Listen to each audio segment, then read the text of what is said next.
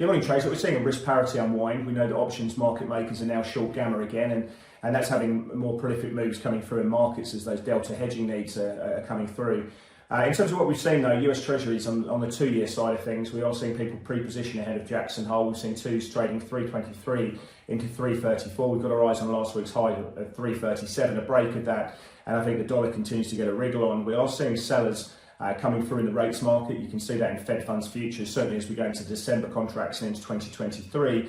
We have seen break-even rates moving up a little bit higher today, but not as much as nominal treasuries, and therefore real rates have moved up. We've got 10s trading 45 basis points at the moment. We've got our eyes on the recent highs around 48 basis points. If we break that, then again, I think we'll see the market continue to deleverage and de-risk.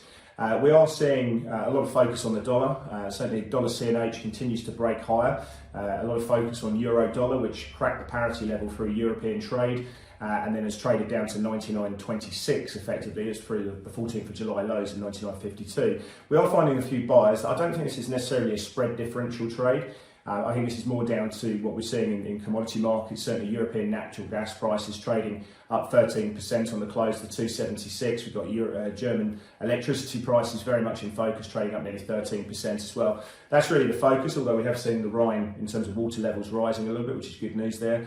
We've got a lot of focus on the dollar index. Can we break into 109? Well, I think you need to see dollar yen trading above 138, which is a bit of a stretch at the moment. On the equity side, we're seeing the S&P close down 2.1%. It's the biggest move since June. Yeah, a bit of underperformance from the NASDAQ as well. So big sellers playing through there. You can see the tape of the intraday tape of the S&P, but 95% of stocks on the S&P were lower on the day.